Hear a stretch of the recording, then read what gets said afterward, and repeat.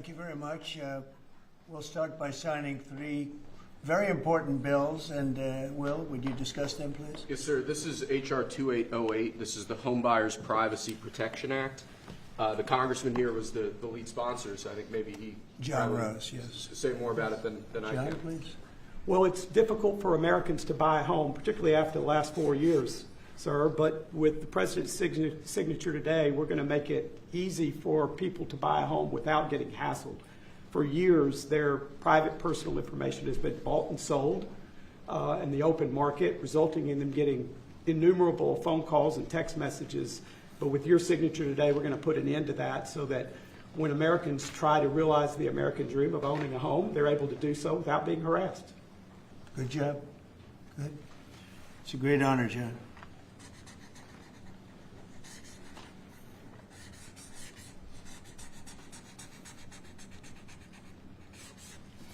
Okay, there it is. And that's going to help a lot of the homeowners of our great country. John, want to hold that? Sure. Thank you, John, very much. Thank you very much. Thank you very much. Okay, Will, you go ahead.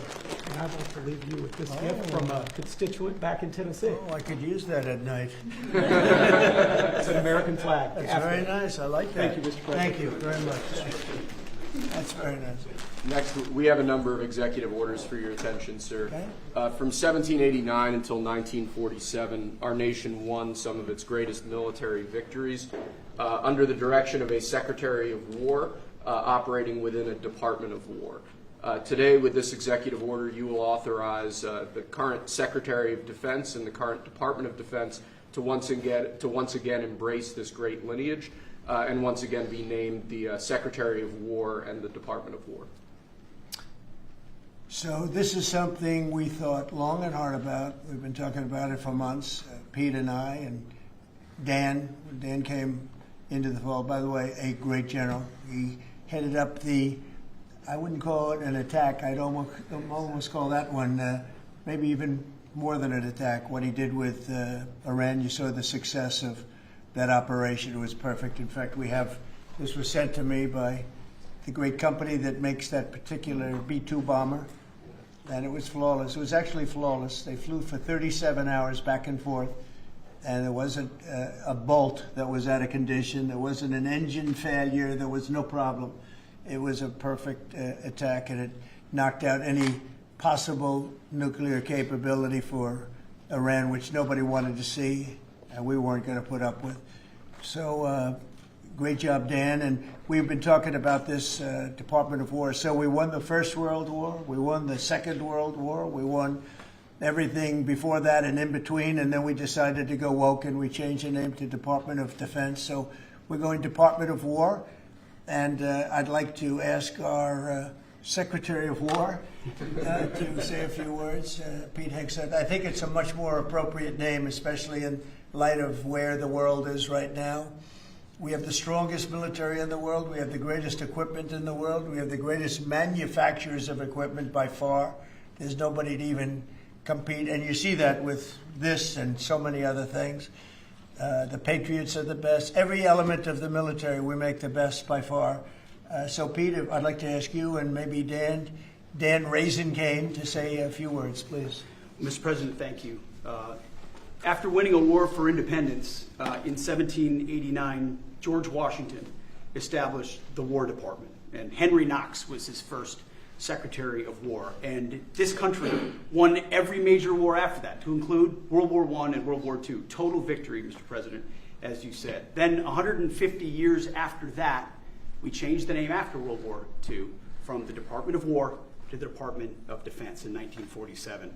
And as you pointed out, Mr. President, we haven't won a major war since, and that's not to disparage our warfighters, whether it's the Korean War or the Vietnam War or our generation of Iraq and Afghanistan. That's to recognize that this name change is not just about renaming, it's about restoring.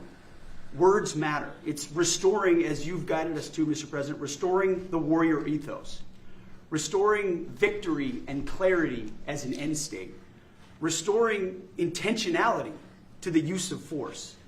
So At your direction, Mr. President, the War Department is going to fight decisively, not endless conflicts.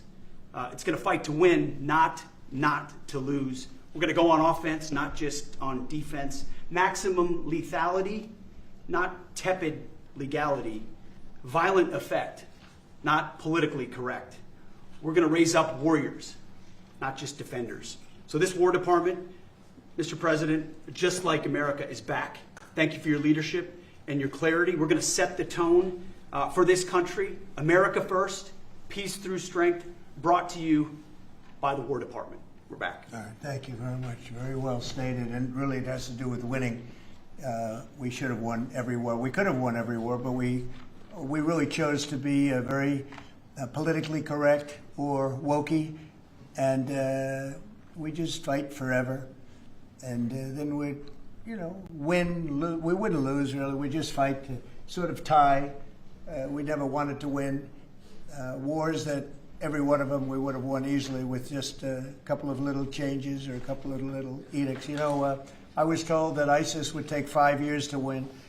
And Dan Kane, when I told him how long would it take, he said, I think about 4 weeks, sir. I said, what do you mean 4 weeks? I was told 5 years by the people in Washington. You know who they were? 5 years. I said, you can't do it in 4 weeks. I actually flew to Iraq to meet with him, and I met him at a big air base. And remember that famous day, right? It turned out to be a famous day for our country because you're now the head of the Joint Chiefs of Staff, which is the biggest deal. And he is because he did things that everybody said he couldn't do. So they said it was going to be 5 years, and he knocked them out in about 4 weeks total, 100%.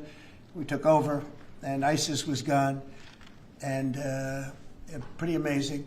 But we never fought to win, and now if we have to fight it all, we solved 7 wars.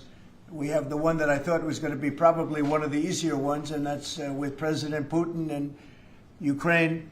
And that turned out to be one that's a little bit more difficult, but the 7 are done. They were supposed to be much more difficult to solve. I solved every one of them, and we're going to get the other one done too. But it turned out to be a little bit more difficult than I thought. And it'll get done or they'll be held to pay. But because they're losing 6 to 7, it used to be 5. I used to tell you 5. Now it's almost 7. I guess 7,000 people last week. 7,813 people, young soldiers died. Russian and Ukrainian, not American soldiers. But it's a shame. And it's just, they're human lives, and I want to see it stop. But General Kane's done a fantastic job. And again, defeated ISIS, which they said would take a long time. And it didn't take a long time at all, and did other things that people said really couldn't happen. We have the greatest equipment in the world. We have the greatest soldiers in the world. Dan, say a few words, please. Yes, sir. Thank you, Mr. President. It's a true honor for me today to represent the incredible men and women of America's Joint Force. Today and every day, the 2.8 million service men and women stand ready to fulfill our sacred duty to protect America at home and abroad. As the President said, America's military is the single most powerful fighting force in the world. The mission you and the Secretary have given us is clear and unambiguous to deliver peace through overwhelming strength. And I remind everyone that the U.S. military can reach any adversary at the time and place of our choosing. Service to this nation is an incredible gift, and we're grateful and honored every day to do so. Thank you, Mr. President. Well, thank you, and it's an honor to sign this. And we will do that right now.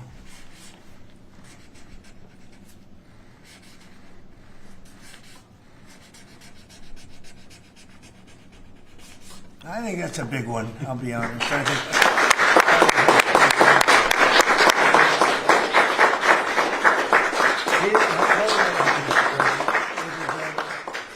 That's a big one. It's a big one, Mr. President. Do you have any questions on this subject? We're going to be discussing the G20 in a couple of minutes, but yes, please. Mr. President, what gave you the idea for this rebrand? And a question for you, the newly minted Secretary of War. What message does this send to our enemies, to our allies, to the American people? And again, what gave you the idea for this rebrand at this moment in history, sir? I think it sends a message of victory. I think it sends really a message of strength. We're very strong. We're much stronger than anyone would really understand. And again, you know, having the great equipment, we have just so much better. You look at all of the, just any of it, submarines as an example. We're 20 years ahead of anyone else. Nobody even compares. And I let a lot of this happen in my first term. You know, we totally rebuilt our military. And then, of course, you had that catastrophe in Afghanistan where they gave up a lot of the equipment, but a relatively small amount, but a lot. It was a lot in Afghanistan. I think it was the most, General, I'd say it was the most embarrassing day in the history of our country, the way that happened, the way they went to the wrong airport. They should have gone to Bagram, not the local little airport with no security, with tight quarters, etc. You know what happened. I think it was the most embarrassing moment in the history of our country, frankly. That was under the Biden administration. That was terrible. And we were going to be leaving, but we were leaving with strength and dignity. We were going to keep Bagram because Bagram's 1 hour away from where China makes its nuclear weapons. We're going to have that all to ourselves, a big, beautiful place built many years ago from money that today would be the equivalent of, you know, many, many billions of dollars. You couldn't build it. The longest runways, the most powerful runways in terms of load capacity. And we just walked away from it. So stupid. And they were fools. The people were fools. No, we have the strongest military, and I think that indicates we have the strongest military. And, you know, we had it, and we won World War I, we won World War II, we won everything before, and as I said, we won everything in between. And we were very strong, but we never fought to win. We just didn't fight to win. We didn't lose anything, but we didn't fight to win. We could have won every one of those wars quickly. But they went a route that I think was probably politically correct, but not correct for our nation. So I think the Department of War sends a signal. Yeah, please. Mr. You alluded to this a little while ago, but you said that this rename is a, quote, a good reflection of where the world is at right now. How do you square naming it the Department of War when you've been pursuing peace in so many different parts of the world? Well, I think I've gotten peace because of the fact that we're strong. If we weren't strong, those 7 deals I told you about, the 7 wars, a majority of them wouldn't have happened. They happened for 2 reasons, trade and our strength. Those are the 2 reasons. And probably strength may be more important than trade. So if I was very proud of all those wars. Those were wars that could not be settled, and I settled all of them. And we'll get the other one settled also. That'll get settled. But without the strength, we wouldn't have settled any of them. Yeah, please. Mr. President, is it your expectation that Congress will codify this name change in the law? I don't know, but we're going to find out. But I'm not sure they have to. We're signing an executive order today, but we're going to find out. We're going to see. If they do, we're going with it, and we're going with it very strongly. There's a question as to whether or not they have to, but we'll put it before Congress. Do you know how much this rebrand will actually cost? And are there any concerns about, you know, the Pentagon's mission of actually cutting back on spending? But not a lot. You know, we know how to rebrand without having to go crazy. We don't have to recarve a mountain or anything. We're going to be doing it not in the most expensive. We're going to start changing the stationery as it comes due and lots of things like that. We're not going to be doing things like have been done in the past when they changed the name of forts that shouldn't have been changed. Those names of the forts should not have been changed, at least for the most part. And as you know, many of them have been changed back already. At the request of the communities, every one of those communities said, we want our name back, like Fort Bragg as an example. The people in that community wanted that name back. They refused to call it anything else but Fort Bragg. So we're not going to be spending very much money on that. Yes, please. When you spoke with the Europeans and Zelensky earlier this week, did you preview this for them, and did you say what security guarantees they might be involved in? This has nothing to do with anybody but the United States of America, the people of America. This is who I talk to about changing a name. This is a very important change because it's an attitude, and we know how to win. We've been winning, and we're going to win like you've never seen. Wait till these factories start to open up that are being built all over the country. You're going to see things happen in this country that nobody expects. We have over $17 trillion in investment coming into the country. We never did anything even remotely close to that. No other country has either, by the way. So you're going to see things that are pretty amazing. But It's really about winning. And what about the security guarantees aspect of that with Ukraine, sir? Well, we'll work that out. We'll help them. Look, we want to save a lot of lives, so we'll do something with that. I think people expect that. We'll help them.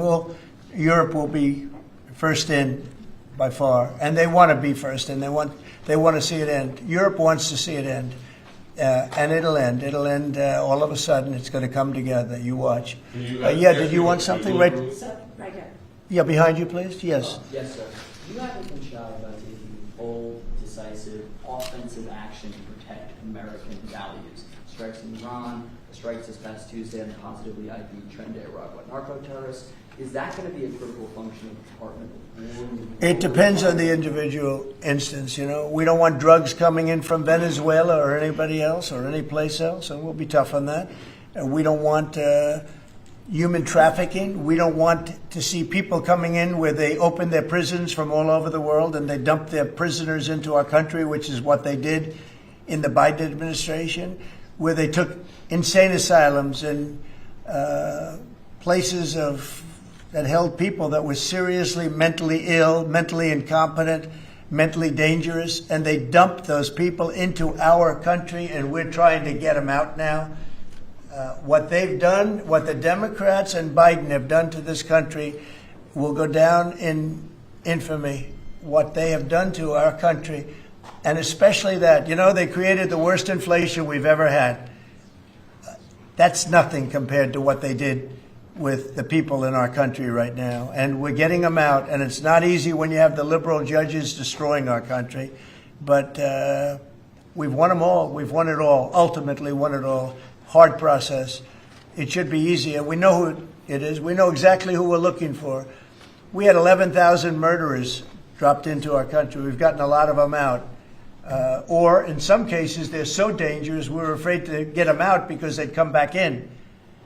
But for the last 120 days, 0 people came in. Can you imagine? This is me speaking, but these are figures developed by, they say, a pretty liberal group of people. They admit that 0 people came into our country. Think of that. A year ago, it was millions of people were coming in. Millions. They were coming in. You could look at them and you could say, big trouble. And that's what we have in our country. But we're getting them out, and despite that, we're doing really well. Yeah, please, Brian. Yeah. Well, the recruitment's the most exciting thing. So when I was campaigning for the office, numbers were coming out that the recruitment numbers, generally, you could speak to it better than anybody, the recruitment into the military, all branches of the military, and police and firemen and everything else. Anything having to do with like a public service, the numbers were horrible, record-setting bad. And now they're record-setting good. We're setting every record every month for recruitment. We're packed in the Army, Navy, Air Force, Marines, Coast Guard. My beautiful I love Space Command. I see Space Command, but Space Force has been, we've got a waiting list of people wanting to go in. A year ago, especially a year and a half ago, you know, when I took the lead in the polls, which was very early, it really helped with the recruiting. And when I won from November 5th on, it's been amazing. And over the last 4 or 5 months, we're just packed. It was very hard to get police officers. Now the departments are loaded up. Everyone wants to be a policeman or a woman. So it's been a great thing. General, do you want to talk about that? Sir, as you said, serving our nation is an incredible gift that we give, and the reward on that gift pays back exponentially year over year. And I think the young people of America are seeing the importance of service, and whether it's in any of our armed services or in local police, fire, or rescue, service is an important thing that I personally encourage, and I know everyone else in government service sees that same reward. And Pete, on recruitment, what do you think? I was down at Fort Benning, the newly properly renamed Fort Benning, yesterday, watching Army basic training, and they're so full they can't barely handle the throughput. It is truly historic across all the services, as you said. It's been a surge into the, I was going to say the Defense Department, but I will say the War Department, and that you might almost call it a vibe shift. An attitude shift, a feeling that the country is back, that service is back. And there were military families last year, Mr. President, that said, I don't know if I can recommend, I mean, I wrote a book on this. I don't know if I can recommend service to my son or daughter, given what's been done to our military. You heard it over and over and over again. And I hear from those same military families right now, sir, and they're saying, I recommend to my kids that they go into this department, this Pentagon, under this commander-in-chief, who they know you'll have their back and they want to serve. So it is historic, and it's the biggest reflection of how motivated Americans are by your leadership, sir. You know, really, it's nothing more than spirit, love for the country. I guess the esprit de corps, as they say, you have more of that than we've had maybe ever, frankly. But to see a turn over a period of less than a year, I would say, but to see a turn, nobody wanted to go into the military. Now everybody wants to go into the military. Jennifer, you wanted? Yeah, there's some new reporting on North Korea and this Navy SEAL incident in 2019. Can you say if the administration has engaged with North Korea on that incident since it happened recently? Yeah. And then can you share some records? I don't know anything about it, no. I'd have to, I could look, but I know nothing about Can you it. confirm that it happened? I don't know anything about it. I'm hearing it now for the first time. Okay, great. And then on the Hyundai incident in Georgia with the arrest of some workers, construction workers at the plant, have you heard any feedback from Hyundai? I just heard about that a little while before the news conference, and I would say that they were illegal aliens, and ICE was just doing its job. But I know nothing about the instance. It happened a little while ago. Okay? There has been some pushback on that, though, from South Korea already, and of course, they pledged to invest $150 billion in the U.S. and they were just here, last week.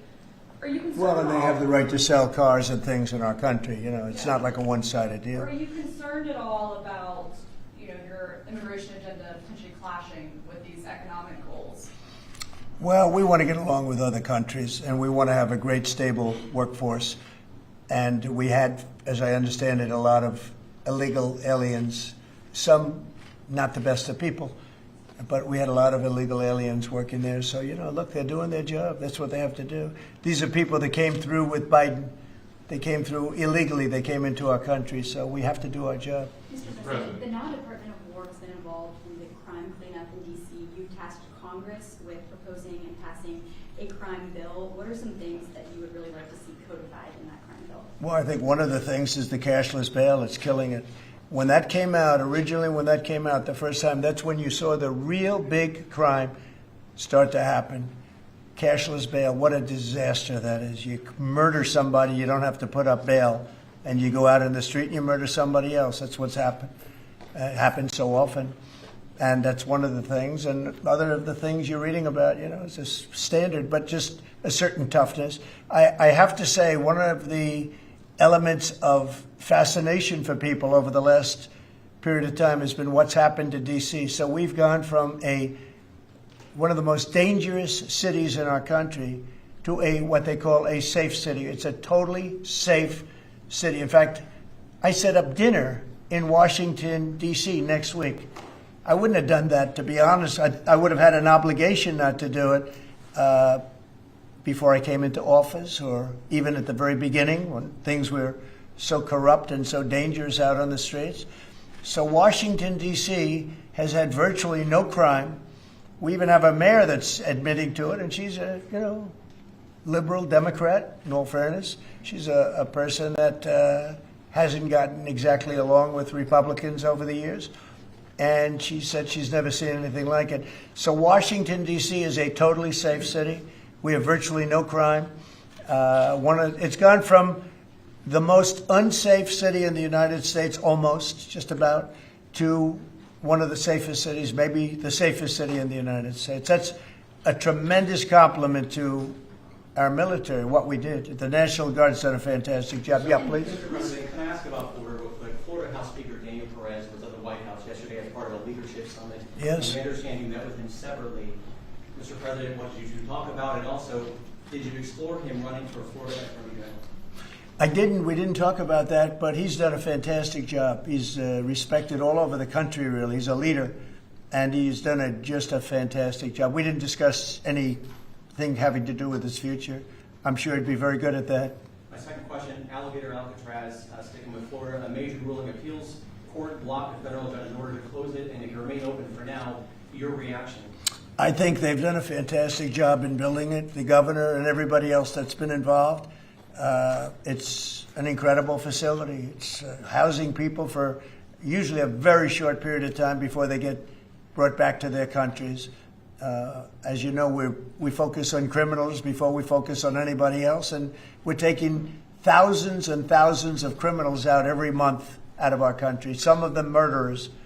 And I think Florida's done a great job by building it, and whether it's Alligator, Alcatraz, or anything else you want to call it, I was there. I visited with the governor, with other people. I guess Nikki was there. Tom Homan's been there a lot. A lot of people have been there from. It's an amazing facility for what it is. It's not a hotel.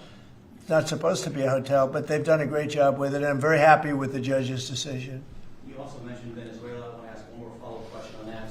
On the U.S. strike on the boat tied to a Venezuelan drug cartel, the Maduro regime is pushing back today. In fact, they say the U.S. seeks regime change through military threat. Your reaction to those words, and also, would you like to see regime change in Venezuela? Well, we're not talking about that, but we are talking about the fact that you had an election which was a very strange election, and to put it mildly. I'm being very nice when I say that.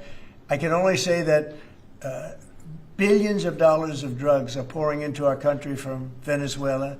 The prisons of Venezuela have been opened up to our country. They've taken their prisoners, the worst prisoners, murderers, Tren de Aragua, the worst prisoners that you can ever imagine are now happily living in the United States of America. Now, many of them we've gotten out.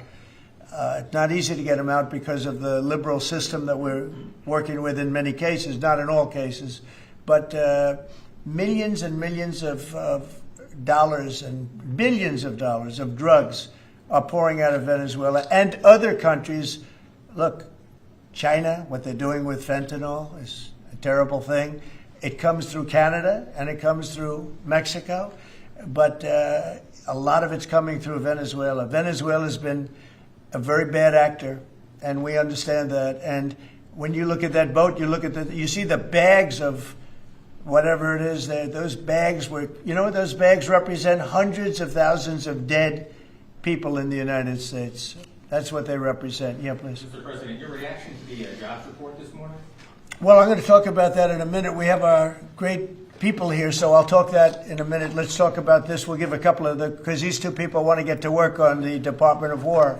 So let's keep them first. Yeah. Mr. President, the DOJ is reportedly considering a ban on transgender people owning guns after the Minneapolis shooting. Do you think Are we talking in the military? In general. Okay, I thought you were talking about in the military. Very I'll refer to that then differently. Because it's not a military question, I'll be able to pass on that very nicely unless you'd like to talk about it. Pete doesn't want any part of that question. Yes, please. Mr. President, who do you blame for losing India to China? In your post earlier today in the morning, you did put that out. I don't think we have. I've been very disappointed that India would be buying so much oil, as you know, from Russia. And I let them know that. We put a very big tariff on India, 50% tariff, very high tariff. I get along very well with Modi, as you know. He's great. He was here a couple of months ago. In fact, we went to the Rose Garden, and the grass was so soaking wet.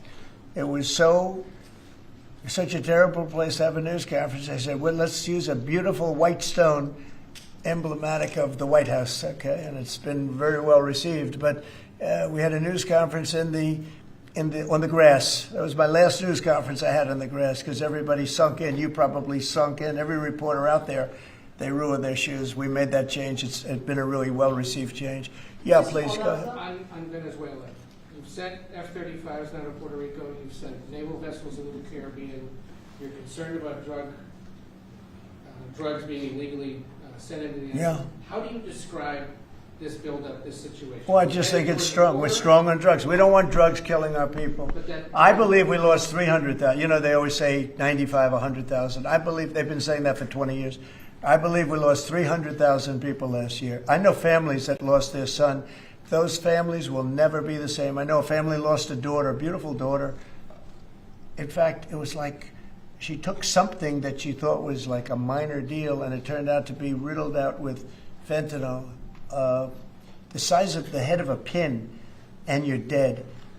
And no, we're stopping the drugs. We're going to save a lot of people. Look, whether it's 100,000, but it's not. It's 350,000 people died last year from drugs. And we're not going to let that happen to this country. Think of that. Think if you're in a war and you lose 300,000. We'll lose 600,000 in the pretty much between Gettysburg and all of that, the Civil War. We lost, 600,000. So we're losing half of that every year to drugs. We're not going to do it. We're not going to allow it to happen. You think of the wars. If we lost 600,000 people in a war, but we lose that every 2 years, more than that. So it's 300 to 350,000 people. And when I see boats coming in, like loaded up the other day with all sorts of drugs, probably fentanyl mostly, but all sorts of drugs, and we're going to take them out. And if people want to have fun going on the high seas or the low seas, they're going to be in trouble. I will tell you, boat traffic is substantially down in the area that happened. And they called it the runway. It's a runway to the United States. And boat traffic is very substantially down on the runway. You can imagine why. I think anybody that saw that is going to say, I'll take a pass. I don't even know about fishermen. They may say, I'm not getting on the boat. I'm not going to take a chance. What happens if Venezuela flies jets over U.S. naval vessels again? Well, I would say they're going to be in trouble. We'll let them know about that. We heard that happen, but it wasn't really over, not like they described. But I would say, General, if they do that, you have a choice of doing anything you want, okay? If they fly in a dangerous position, I would say that you can, you or your captains can make the decision as to what they want to do, all right? Sure. Sir, How close we did they get, have Mr. one more. President? You said they didn't go over. Say it? How close did they get? You said the planes didn't. Well, I don't want to talk about that, but if they do put us in a dangerous position, they'll be shut down. Thank you very much, everybody. So we're going to now cover the G20, and I'm going to let these people go back to the Department of War and figure out how to maintain peace. Okay? Thank you very much. Thank you. Congratulations, General. Thank you very much. Appreciate it. Great job. Sir, just before G20, we do have one more EO Okay. for you today. And I should also say that the Department of War EO that you signed was actually your 200th EO since you came Wow. back into office on January 20th. That's more than Joe Biden did in his entire term in office, more than Obama did in either of his 2 terms in office. So it's a momentous accomplishment, and congratulations. That's sir. good, but Biden never signed one. No, yeah, They you've were done signed every by one the- up in here. They've been signed by the Autopen, right, didn't he? So we really beat him by much more than you think. The 201st executive order, sir, this relates to hostages and wrongfully detained Americans. This provides a new legal mechanism to declare foreign countries to be countries that engage in those sorts of practices and gives your administration powerful tools to get American hostages out. This has been a Right. focus of your administration Yeah. this time around. Adam Bowler's here, and he's done incredible work already. This will give him even more. I think it's great, and more Adam's tools. amazing. So, Adam, do you want to describe how many hostages we've gotten out together, you and I, and you and a couple of other people that we know, and Yes. me and a couple of other people that you don't know, but we've gotten a lot of hostages. Do you want to describe it? Mr. please? President, you brought Sure. back 72 hostages since your term. If we compare that to President Biden, he has gotten 20 taken. So he is negative 20 taken. 20 taken. They don't take our people so Yeah. often. So, Mr. President, That's great. when we spoke, you said that that was a primary focus, and I'll tell you the job is easy because of you. And we paid nothing, too. We pay nothing. We They don't pay exchange. $6 billion. They always Yeah. paid $6 billion for 5 people. $6 billion. It was just a number I kept hearing. Not only that, $6 billion plus we'd get like 1 person, and they'd get 6. They got one, the Prince of Doom, they called him. He was the #1 arms merchant anywhere in the world ever. And they got him out. And on top of that, we paid money. So, no, we don't do that. You know, once you pay money, then a lot of people start disappearing. They start grabbing reporters, too. They think the reporter is going to get a lot of money. And to me, they would. You'll be well taken care of. I better stress that, because otherwise we have headlines. He said this or he said that. No, I'm not smiling about it. But they would. They'd be grabbing reporters. They'd be grabbing everybody. And especially when you pay the kind of money that Biden and Obama, they used to pay money that was crazy. We don't pay. And if you don't pay, they find it to be not a lucrative business anymore. That's fantastic. Would you like to say something? So it's really Spihar, Special Envoy Bola, it's Rick Grinnell, it's Steve Witkoff who brought Americans home. But with this EO you are signing today, you are drawing a line in the sand that U.S. citizens will not be used as bargaining chips, and it provides your Secretary of State, Marco Rubio, the same tool set to punish states who take our citizens wrongfully the same way that we can punish those who sponsor terrorists. This is a very significant EO you are signing today, sir. Thank you, Sebastian. Very good. You're doing a great job, too. And this is your Director for Hostage Affairs at the NSC. Yes, and I hear. So Julia was seminal as well to all of this. I heard you're doing unbelievable. Would you like to say something? Absolutely. It's a outstanding EO, absolutely unprecedented action against those foreign adversaries who would take our people. They now know they are on notice, and it's not acceptable. And if you take our people now, you will pay. You know, Adam gave up a job where he was making tremendous amounts of money, big stuff, top of the line, Wall Street, and he wanted to do this. He wanted to do hostages. I offered him other jobs too, very big jobs. He said, I was shocked actually, he didn't want them. He wanted to do hostage negotiation, and pretty amazing. Thank you very much. Appreciate it. Appreciate it. Thank you all. Do you have any questions for them on this very important subject? I think it shows a lot of your leadership as far as fighting for Americans and fighting for humans, and to think that Joe Biden went in negative territory. Oh, he went way negative. Way negative, and you're actually making progress on this. I think this does send a message to the world that we don't negotiate. We're going to stay strong in that type of what they call business. Well, one little anecdote that may be of interest. We were told by numerous families who had missing loved ones during the Biden administration that this building, Biden's National Security Council, told those families not to talk about their missing loved ones, to be quiet, not to create any pressure on Biden and on Jake Sullivan, the key propagator of the Russia hoax. This administration has met with those families on a weekly basis. Right. People like Adam, yourself, sir, your envoys are doing everything to get every single American home. Not to tell them not to talk about their loved ones, but bring them home.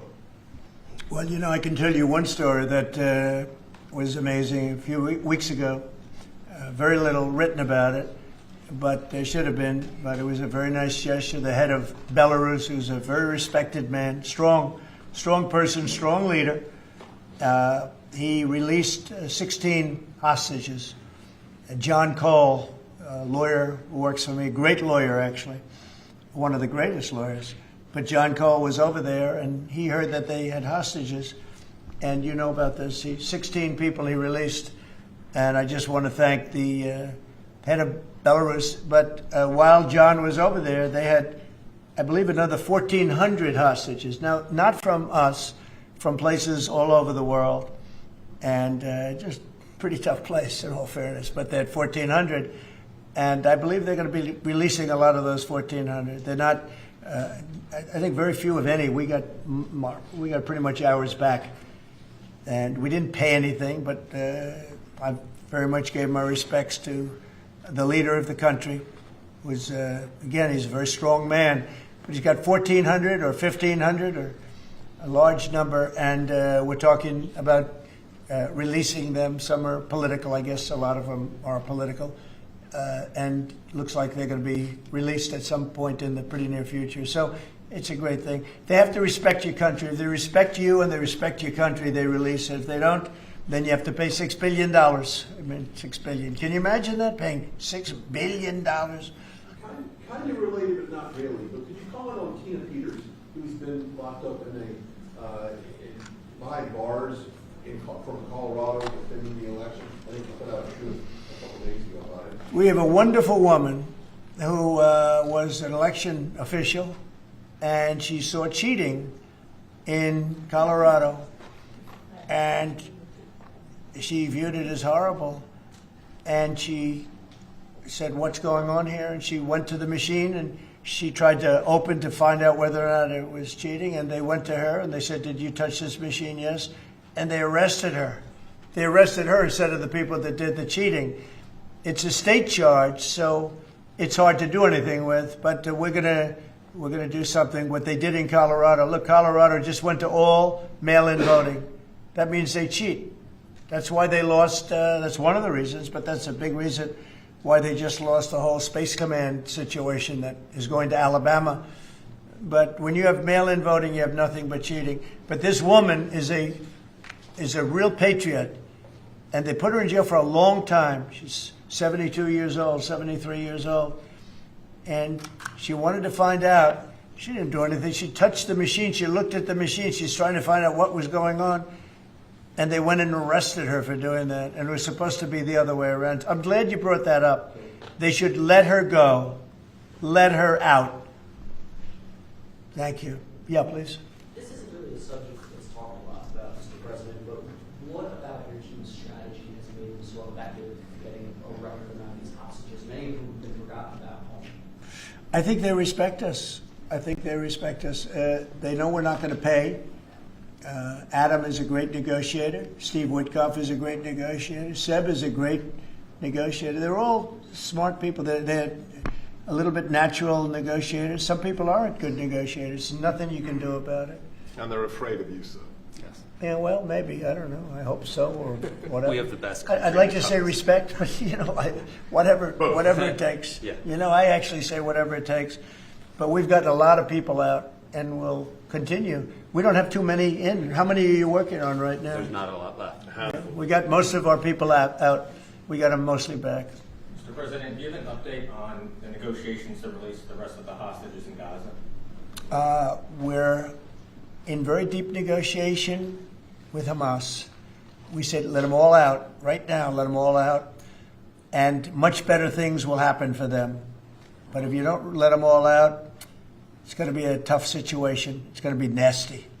That's my opinion. Israel's choice, but that's my opinion. They got to let them out. You got 20 plus you have about 38 dead people. Young, beautiful, dead people.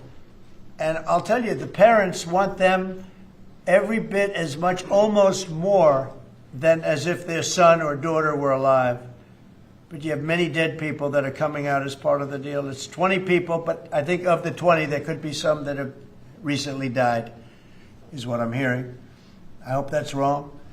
But you have over 30 bodies in this negotiation. Can you believe? I mean, we negotiate for people that are living here. We know that at least 30 people are dead, and we're negotiating to get them out. The parents want them back so badly, as if they were alive. Every bit as much. It's really pretty amazing. It's very sad. I'm in the middle of it. And I put out the other day, I said, we want all 20. We don't want two. I was the one with myself and my people, Steve Witkoff, and Jared Kushner was great on this. But they got a lot of people out. We got almost all of them out. They're down to 20. But Adam, we got like a tremendous number out. But I always said when you get down to the final 10 or 20, you're not going to get them out unless you're going to do a lot. And doing a lot means capitulation. That's no good either. It's a very tough situation. But I put out the other day, let them all out. Every single one. No more twos and ones. We'll give you one this week, and in 2 months we'll give you two more. And there's negotiation going on right now. Okay. And real quick, what is the biggest challenge negotiating with Hamas right now? 10 to 20, what do they want to let them free? Well, they're asking for some things that are fine. Look, you have to understand, you have to remember October 7th. People forget October 7th. It's not an easy thing to forget, right?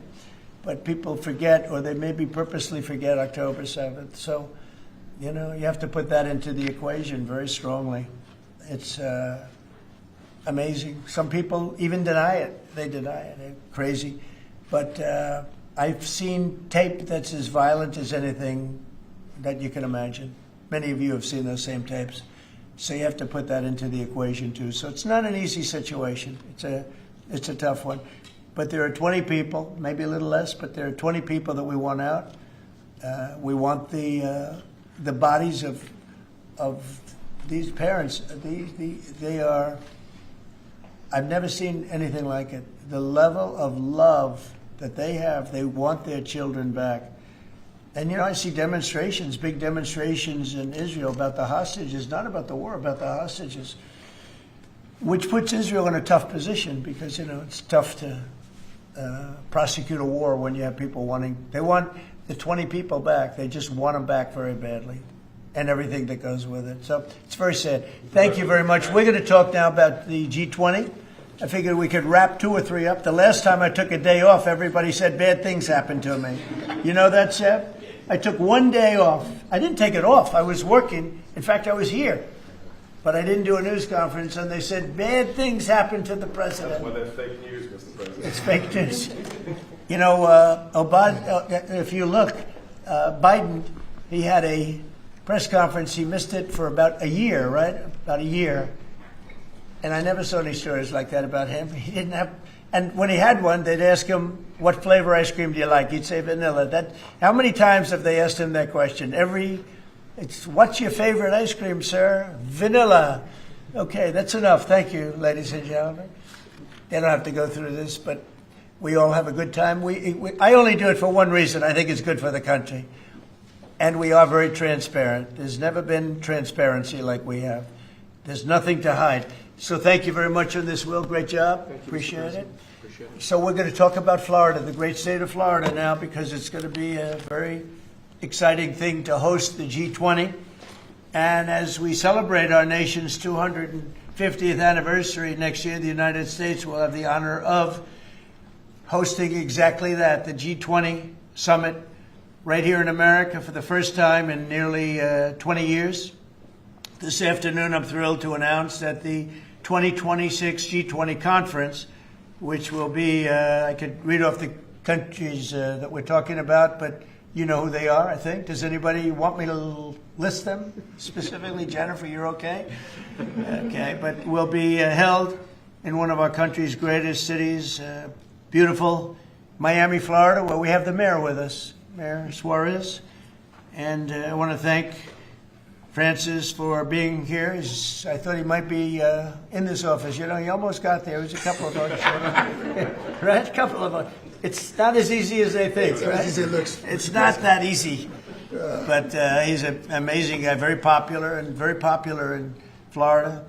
The agenda for next year's summit is being organized by Treasury Secretary Scott Bessent, who is right here. Hi, Scott. I saw him standing over there, nice, tall, good-looking guy, but he moved very quickly. Carolyn, you did a good job. Does Caroline do a good job, would you say? Is she a star? How do you compare with the last administration's person? No? You don't want to get into that. Yeah, I think we're very happy with Caroline. But Scott Bessent is talking about a good job. He's done a fantastic job, and we're very proud of him. He's very much involved with the G20.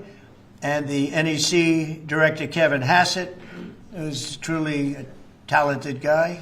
And he's certainly being thought of to go to a different position, and we'll find out about that pretty soon. I don't know. Would you like to be that? I won't ask you that question. I think, who wouldn't want it? I think it's the greatest position in the world.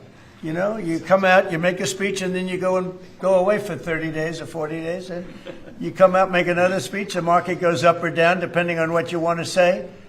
I've never seen an easier position than that. Unfortunately, you need good instincts. So we have somebody in there now that doesn't have them. We call them too late.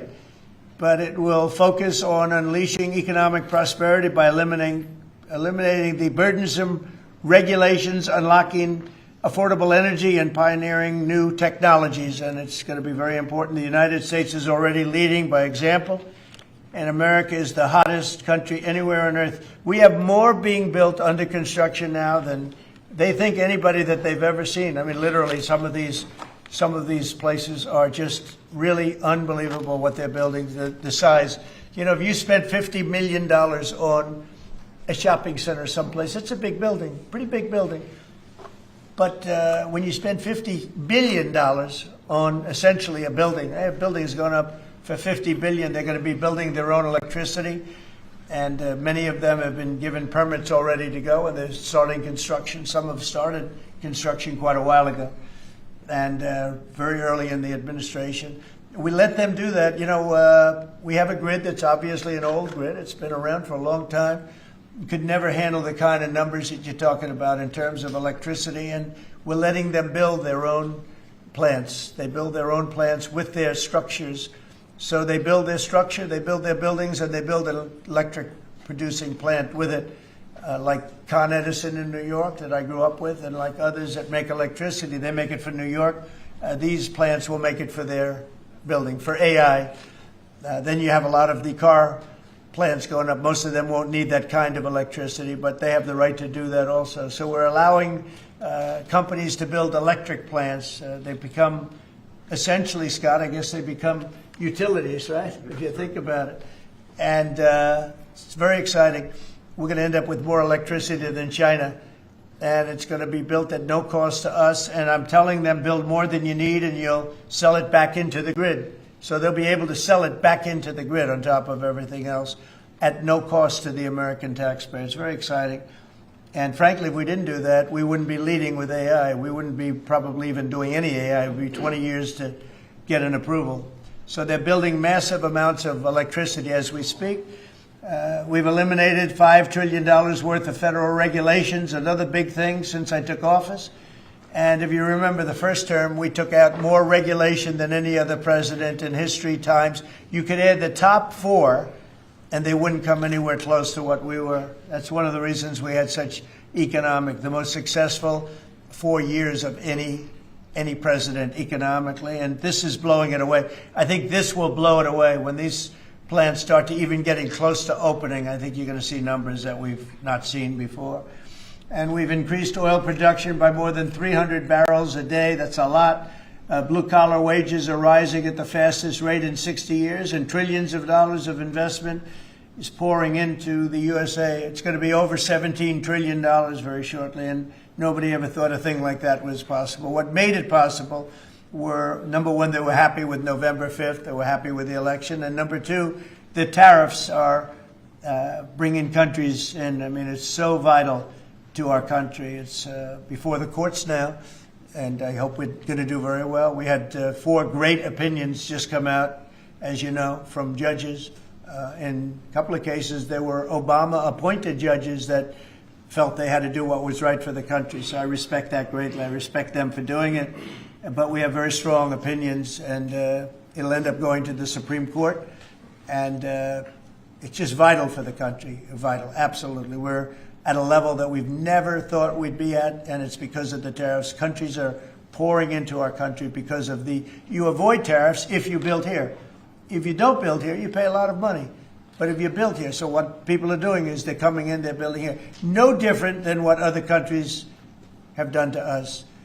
But we have a big advantage over other countries. We have a market that we built up during our 4 years that was amazing. We took a commanding lead during that 4-year period. So it's a very exciting thing, but I look forward to showing our incredible success to the world when we visit Miami next year. And I'd like to ask Mayor Suarez, truly a highly respected gentleman who's loved in his city, and we're gonna do a great job. We're gonna work together and do a fantastic job. Mayor, would you say a few words, please? Of course. Thank you, Mr. President. It's a tremendous honor to be with you here today in the Oval Office to make this historic announcement, just looking at the sign, which is so beautiful. Good job. Yeah, it's a great job.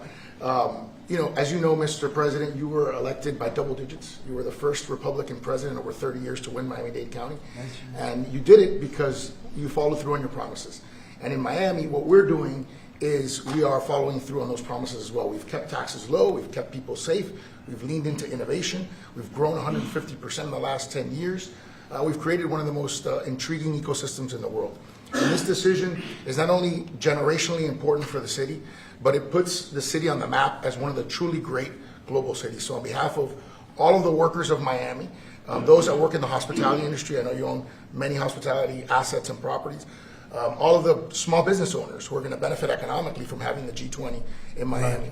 Tremendous benefit. It's going to bring in millions and millions of dollars. we just say thank you. We thank you for believing in us.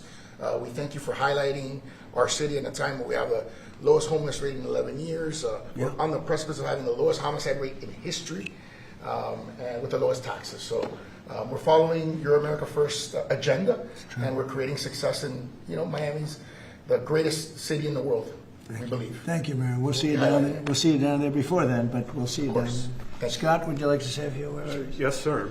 So we're excited to have the G20, and what's important about the G20, President Trump's America First initiative does not mean America alone. It means America leads. So we will be holding the G20 in the capital of the world, Miami, next year to showcase the beginning of President Trump's second term. Will be a year and a half into it. We will have done peace deals, tax deals, trade deals. We've made the U.S. the best place to come, start a business, have tax certainty, energy certainty, and regulatory certainty.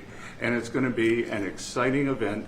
And the U.S., just as the President was saying earlier about the Defense Department of War, the U.S. is back on the international stage as a leader. We have whittled down the G20 back to basics. We are making it work for the American people better than ever.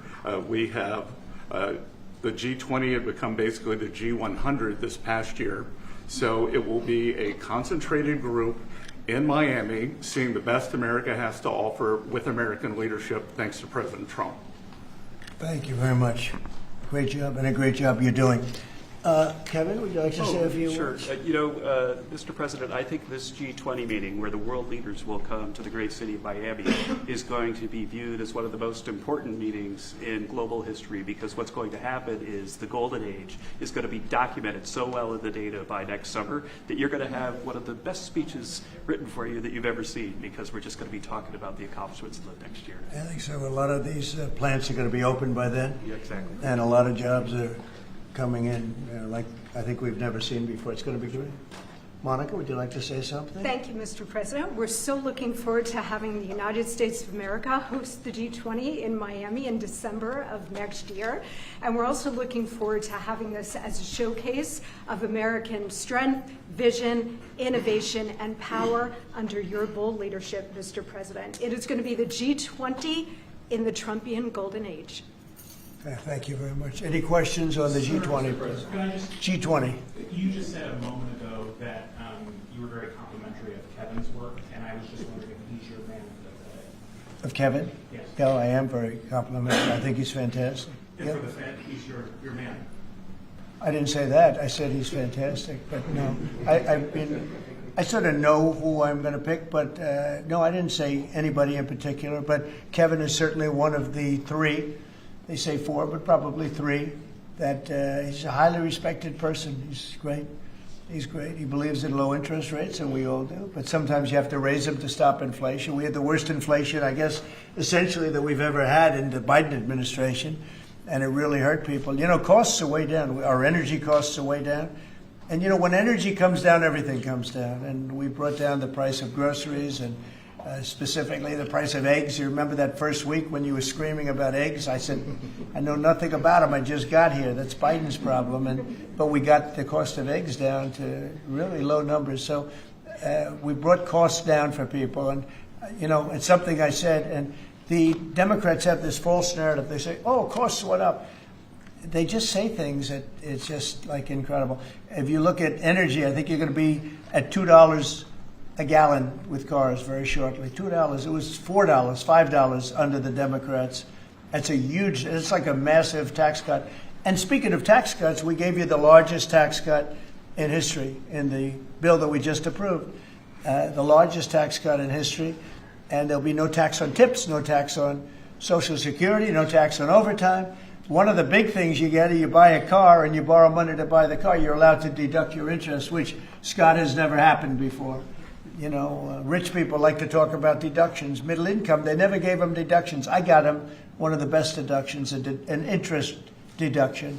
So it's great. Jennifer, please. Yeah, a couple questions on the G20, sir. Is there any update on your plans to attend this year's G20? And then are you saying for next year? I won't be going this year. It's in South Africa. I won't be going. JD will be going. Great vice president.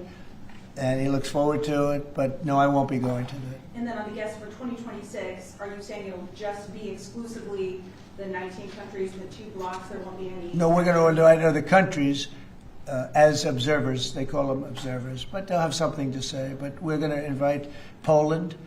Already I've issued them an invitation. They're great. They were just here, as you know. Great leader, great new leader. One of the big surprises, I was so happy I endorsed him, actually, and he won. And he's going to be a great leader of Poland. But I've invited Poland already. What about Russia? What about Russia? Oh, that's interesting. I haven't thought of that.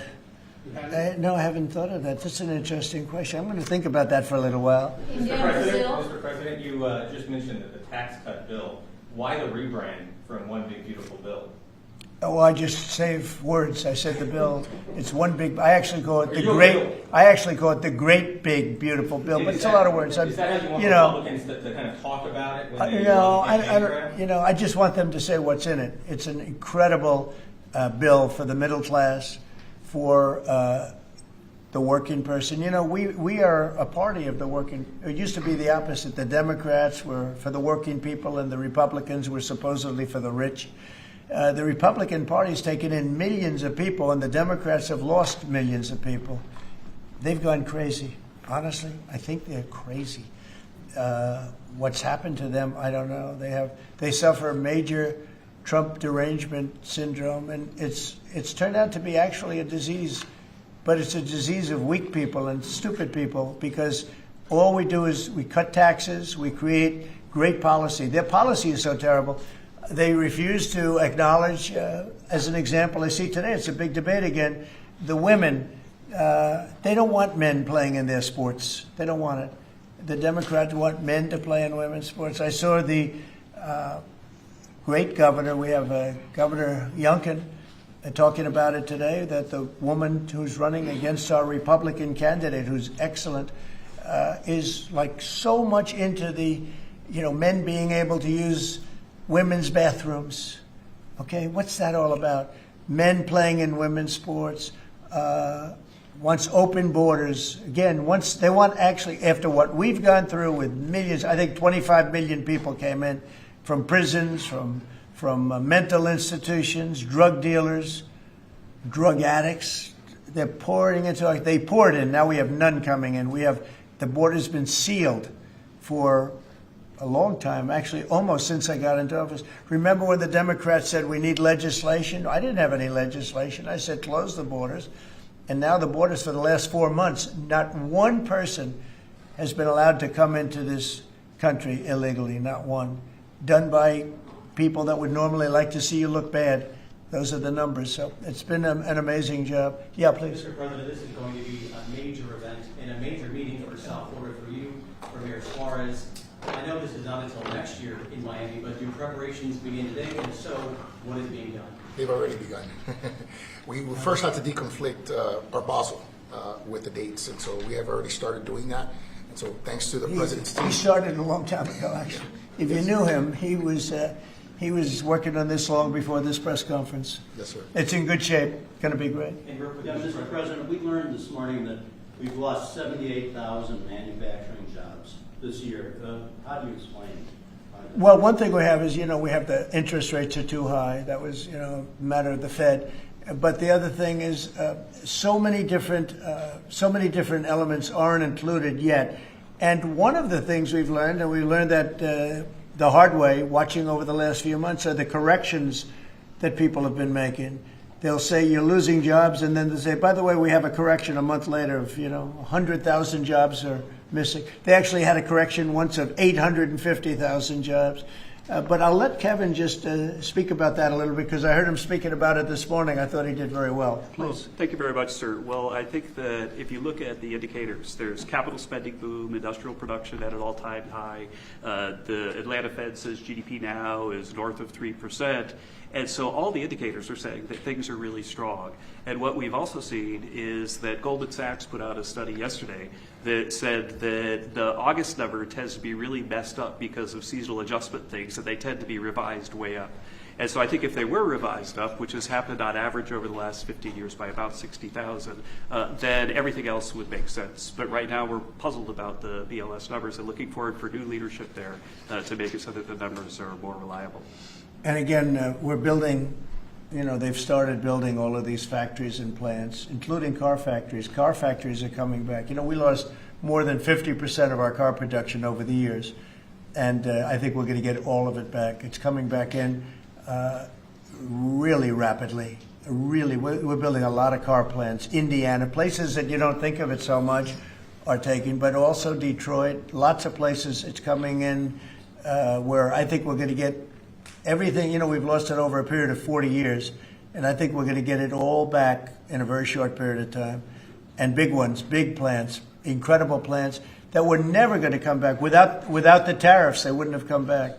And I think without the election on November 5th, they wouldn't come back either. The election was very important also. Yeah, please. As we've been here, Mayor Adams of New York has announced that he's staying in the mayoral race there. Can you react to that, but also tell us? No, I mean, he has to do what he wants to. No, I mean, he's free to do what he wants. It would seem to me, and everybody in this room, including you, that the only way you're going to beat the communists, because you have a communist running, which is fine. I'll have to deal with a communist in New York City. I never thought that was going to happen.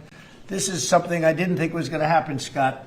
You're going to have to explain this one, because we're going to have a communist mayor. It would seem to me that if he stays in, if you have more than one candidate running against him, it can't be one.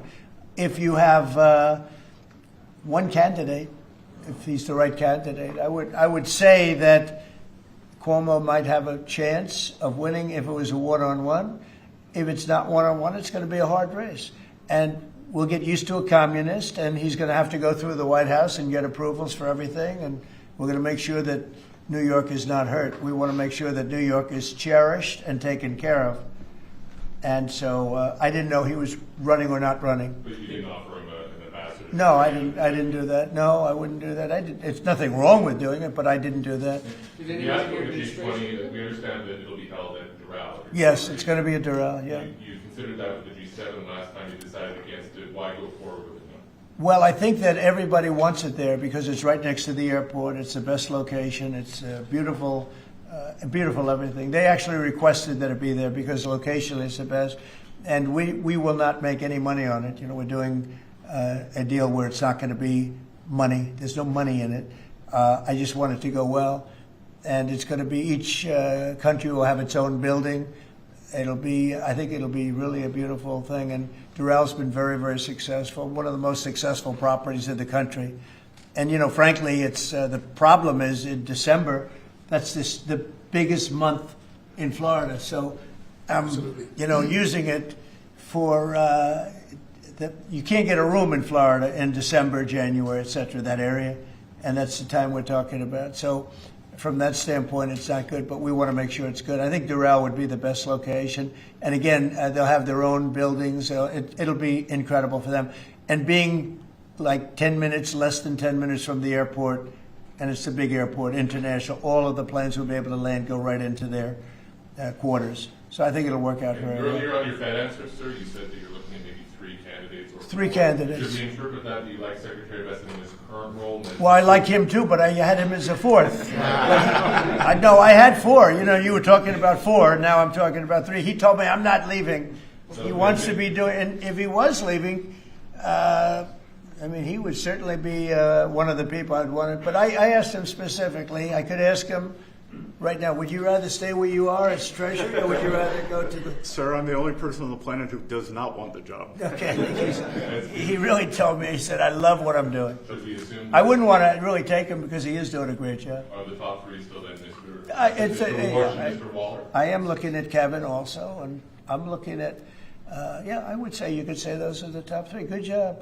It's very good. So you're saying that you believe Andrew Cuomo would be the best one-on-one candidate against him? Well, I think if I'm only going by the polls.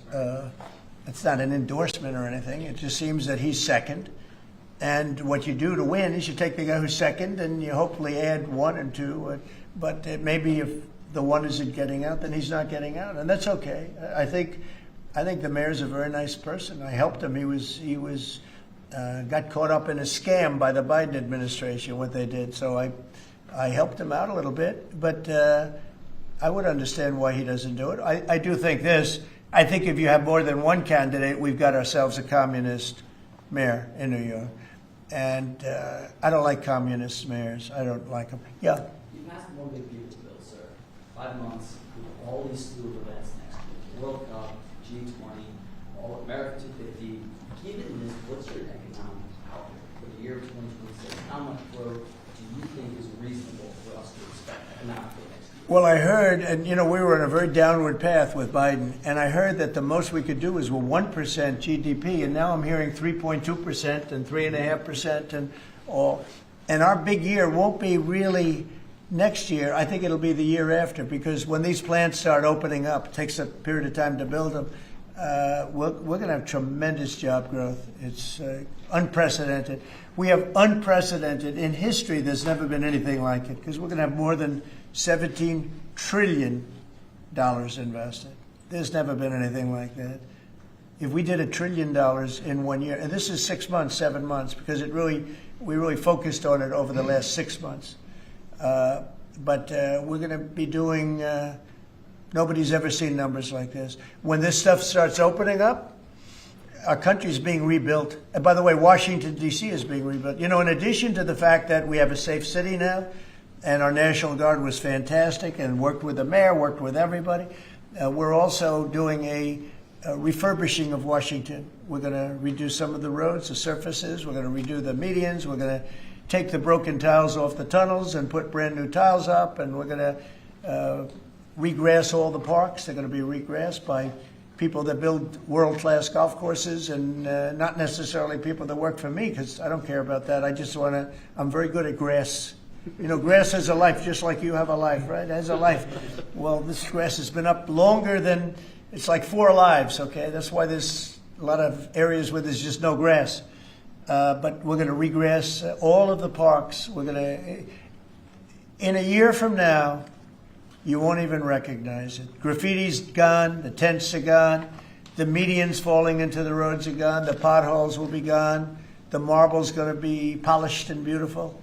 It's all going to be beautiful. We're working with Clark Construction, who's one of the, well, definitely the biggest here, one of the biggest in the country, and they've been great. And we're going to do about a 10-mile radius from the White House, from the Capitol, looking sort of at both of them, go right in the middle of both of them and start drawing circles. And everything is going to be spit-shine. When the head of Poland came here last week, and when other leaders came here, a lot of them have been here over the last 8 months.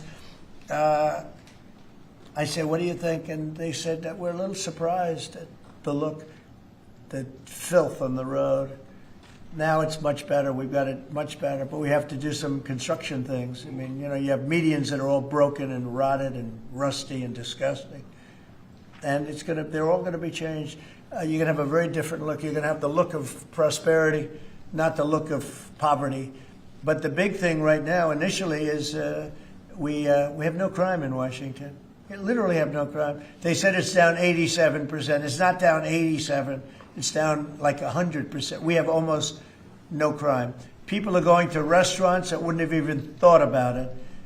And I know families that have gone 4, 5, 6 times to restaurants over the last few weeks. And you people are in the same category. I mean, yes? I agree on that. Thank you. It's a whole different place, right? Yes. That's very nice. And you're so tough usually. I like her now. Right? No, because she was truthful. Is that a correct statement, Brian? Yes, sir, it is. I heard you were actually mugged. You're a big, strong guy. I can't do anything when he has a gun. No, you can't. You say, thank you very much, right? Can I follow up on the beautification of DC? Yeah. An amazing job of crime. Yeah. Just out front of the White House is a blue tent that originally was put there to be an anti-nuclear tent for nuclear arms. It's kind of morphed into more of an anti-American and sometimes anti-Trump at many times. Where is this blue tent? Right in front of the White House on the North Lawn on the other side of the Black Gate in Lafayette. I haven't known this. All of us in here walk right by it every day. It is an eyesore. Oh, I didn't know that. Let me Take it down. Take it down today, right now. Nobody told me that. So you're saying there's a blue tent? It's been there for 30-plus years. It was originally a peace tent, but it's kind of morphed into Well, something. yeah, morphed into radical left. Okay. Well, what I've heard- Is it in the ellipse? Where is it? No, it's in on Lafayette Park. It's actually Lafayette Park. Take it down. Okay. Okay? What's interesting about it is that I've had people tell me it's a public health hazard because people sleep in there, they eat, there's rats. Yeah. But also it could be a national security risk because people can hide things in there, they can Okay. have weapons in there. We're going to look at it right now. Yes, sir. We have removed over 50 tent sites. Not 50 tents, hundreds and hundreds, maybe 1,000. I think it's over 1,000 tents, but 50 sites. So I'm a little surprised to hear that, but we're going to look into it right now. Lafayette. On the National Guard, Yes. the DC mayor has, of course, gotten on board with your cleanup with DC, but the DC Attorney General has said that he plans to, that he's suing you for Yeah. your criminalization of police. What's your Can you imagine, we have an attorney general who's not related at all to the mayor, by the way. You know, it's a totally separate department. We've got so many separate departments. You have the district attorney has nothing to do with the mayor. The whole thing is crazy. But how about this? We just set a record on low crime in Washington, D.C., and we have a man suing us to let us go back to high crime. We're going to have to be here for a little while to make this really work long term after we're gone. And so we're going to meet that head on, and I suspect we'll be very successful. And I can always declare a national emergency because it was a national emergency. But right now we have the safest city. We have now one of the safe cities in the country. We had almost the worst. I mean, a city that was as bad as some of the horror shows that you've heard about for years. And we're going to fix some of those horror shows too. Okay? President, the Google ruling today that you posted on Truth Social about the Europeans fining Google. So Google is a great company. Yeah, Google is a great company, American company. Apple is a great American company, and so many others. And the European Union, I don't know why they do it, but they have been finding them numbers that have been astronomical. More so before I got here. But Apple paid $17 billion a fine in the last year. Apple, $17 billion on a case that a lot of people think they weren't guilty of. And no, I'm going to be speaking to the European Union, but it's not fair. Google just got fined $3.5 billion, and they've already paid $13 billion. They're up to $16.5 billion. And people say there was nothing wrong with what they did. It's almost a source of income to run Europe. It's become a source of income. And many other companies, too. Mostly tech companies, but we can't let that happen. What are you seeking from the Europeans and by when? No, I can just say you can't do that. I mean, you know, they respect us now. They didn't respect us a year ago. European Union respects us. Look, they're paying us $950 billion, right? They got to respect us. They were very disrespectful of our country. I have great respect for Ursula. I've gotten to know her very well.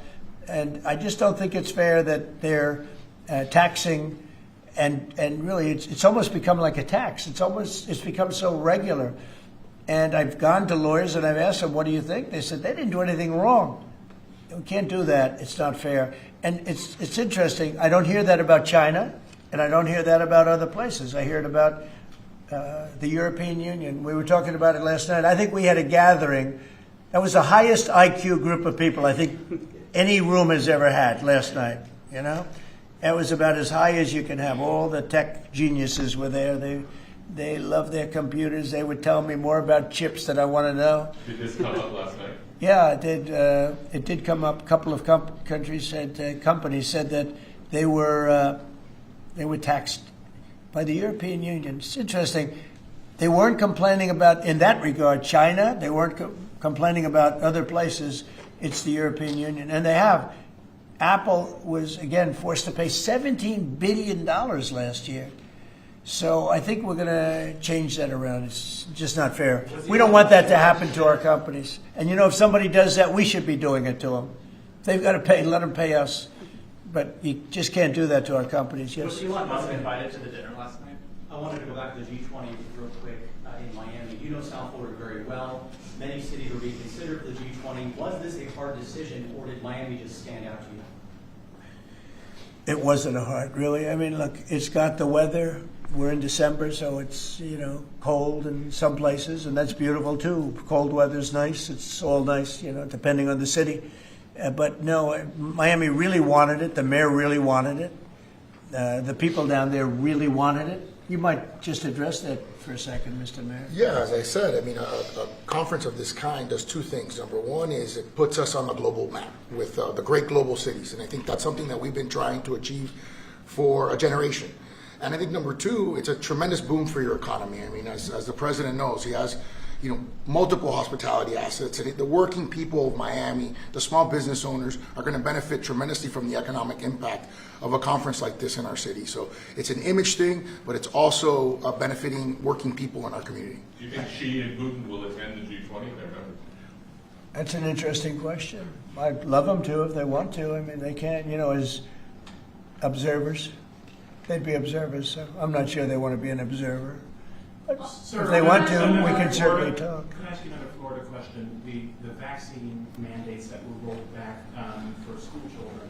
What do you think about that? What's your Well, I think we have to be very careful. Look, you have some vaccines that are so amazing. The polio vaccine, I happen to think, is amazing. A lot of people think that COVID is amazing. There are many people that believe strongly in that. But you have some vaccines that are so incredible. And I think you have to be very careful when you say that some people don't have to be vaccinated. It's a very tough position. So I'd give you an answer. I'll give you a feeling. But just initially, I heard about it yesterday, and it's a tough stance. Look, you have vaccines that work. They just pure and simple work. They're not controversial at all. And I think those vaccines should be used. Otherwise, some people are going to catch it, and they endanger other people. And when you don't have controversy at all, I think people should take it. Okay? One more follow-up on your comments on the taxes. On the upcoming tax bill, are you discussing, do you want that new tax bill to eliminate inflation from calculating capital? When you say the upcoming tax bill, because when you have an upcoming, we just passed the biggest tax cut in the history of our country. So there's nothing upcoming. There's something that we just passed. So we passed the biggest tax cut in the history of our country for the middle class, for the worker. And that's the only bill that we're really talking about. We did a good job. It's very comprehensive. And I will say the Democrats, if you gave them every point that they wanted, every point that they've dreamt of all their lives, you wouldn't get one Democrat vote. They really are. They've become deranged, sick. It's crazy. If you gave them a list of the top 10 things that the Democrats wanted and you put them in a bill to get passed, you wouldn't get one vote. It's the only thing they have. They stick together, but they're dying. I mean, they're down to 16% approval rating, the lowest rating in history for either party. And we have the highest rating we've ever had. The Republicans have the highest rating we've ever had. On the National Guard, have you decided which city that you want to go into now? Yeah, I have. I have. I'm not going to say it now, but yeah, I have. We're going to go into another place and straighten it out. And I will say this: I watched today. I didn't know that was continuing to go on, but Portland is unbelievable. What's going on in Portland? The destruction of the city. Well, I'm going to look at it now because I didn't know that was still going on. This has been going on for years. So we'll be able to stop that very easily. We'll be able to stop. But that was not on my list, Portland. But when I watched television last night, this has been going on. You wouldn't be standing if you were the mayor. You would be. Can you imagine what they're doing? They're walking in, throwing smoke bombs into the store. These are paid terrorists. Okay. These are paid agitators. These are professional. I watched that last night. I'm very good at this stuff. These are paid agitators. They get paid money by radical left groups, not radical right groups, radical left groups. And they get paid a lot of money. And you see it with the signs. They all have perfect signs that are printed. They look as good as that sign. Those signs aren't made in basements. They're made at professional printing offices, and they cost a lot of money. These are paid agitators. And they're very dangerous for our country. And when we go there, if we go to Portland, we're going to wipe them out. They're going to be gone, and they're going to be gone fast. They won't even stand the fight. They will not stay there. They've ruined that city. I have people that used to live in Portland. They've left. Most of them have left. But what they've done to that place is it's like living in hell. Yeah, go ahead. Thank you for your statement before. AP is reporting that you would be banning visas to delegations who will be attending the UNGA, the UN General Assembly, including Brazil. Your reaction on that, sir? That who's banning them? The Trump administration. Well, we are talking about things. We're very upset with Brazil. We tariff them very high because of the fact that they're doing something that's, very unfortunate. I love the people of Brazil. We have a great relationship with the people of Brazil, but the government of Brazil has changed radically. It's gone very left. It's gone very radical left, and it's hurting Brazil very badly. They're doing very poorly, very, very poorly. So we'll see. And are you ready to reset relations with India at this point? I always will. I'll always be friends with Modi. He's great. Prime Minister, he's great. I'll always be friends, but I just don't like what he's doing at this particular moment. But India and the United States have a special relationship. There's nothing to worry about. We just have moments on occasion. How are trade talks going with India and with other countries that you haven't reached a trade deal with, particularly Western? They're going great. Other countries are doing great. We're doing great with all of them. We're upset with the European Union because of what's happening with not just Google, but with all of our big companies. They just, hit them with these unbelievable fines. $17 billion and $14 billion. And they use that money to run Europe. It's almost become like common. It's almost become a yearly occurrence, like it's a tax. So it's very unfair. I want to thank you all very much, and we'll see you around. We're going to see you in Florida, but we'll see you a little bit before that, I suspect. Okay? What are you having for dinner? Thanks, guys. Thank you, Chris. Well, I'll be having something good here. I'll be at the White House. Thank you. Thank you very much. Thank you, Thank you. Thank you very much. Thank you, guys.